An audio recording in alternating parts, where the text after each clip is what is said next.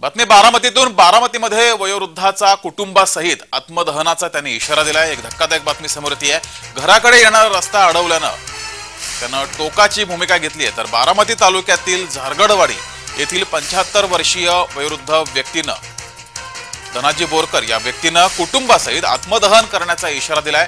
60 वर्षांपासून राहत असलेला रस्ता त्यांच्याच भावकीतील 6 जणांनी काटेरी झाडाच्या फांद्या आणि लोखंडी खांब रस्त्यावर उभा करून रस्ता अडवल्यानं ते आणि त्यांचं कुटुंब मानसिक तणावाखाली असल्यानं त्यांनी कुटुंबासहित आत्मदहन करण्याचा इशारा दिलाय।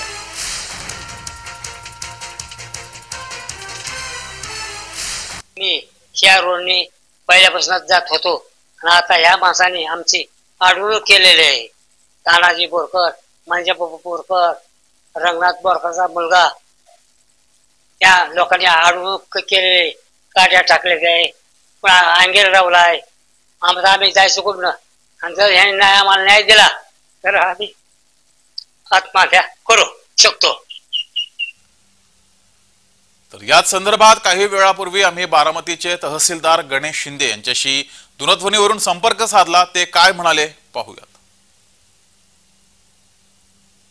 शिंदेजी, तुमचं स्वागत। आणि आता सध्या ही बारामतीतली घडामोड, वयोवृद्धाने कुटुंबासहित आत्मदहनाचा इशारा दिलाय, कारण त्यांच्या घराकडे येणारा रस्ता अडवल्याने ही त्यांनी टोकाची भूमिका घेतलेली आहे। हे कितपत योग्य आहे?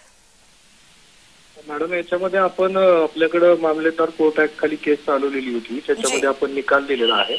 त्याची अंमलबजावणी करण्याची कारवाई सुरू आहे मॅडम। त्यांच्याशी आम्ही चर्चा करू, त्यांचा प्रश्न सोडवण्याचा प्रयत्न करतो। जी, पण कधीपर्यंत? कारण आता त्यांनी थेट आत्मदहन करण्याचा इशारा दिलाय, टोकाची भूमिका घेतलेली आहे आणि त्यांचं असं म्हणणं आहे आमच्या बाजूने निकाल लागून सुद्धा अजूनही ती घटना तशीच आहे, ती परिस्थिती तशीच आहे। त्याच्यामध्ये मॅडम अपील वगैरे झाले का त्याची खात्री करून त्याची कारवाई आपण करतोय मॅडम। जी जी, पण याला किती वेळ लागेल? नाही, हे मॅडम महसुली प्रकरण असतं, याच्यामध्ये थोडे न्यायालयीन बाबी असतात, तपासणी करून आपण याच्यामध्ये योग्य ती कारवाई करू। जी, मात्र त्यांची बाजू समजून घेण्यासाठी, त्यांना मदत करण्यासाठी तुम्ही तिथे पोहोचाल का किंवा त्यांच्याशी चर्चा कराल का? कारण त्यांनी आता थेट इशारा दिलाय। चर्चेला बोलावून घेतो ना, त्यांचा विषय समजून घेतो। जी, धन्यवाद तुम्ही दिलेल्या प्रतिक्रियेसंदर्भात।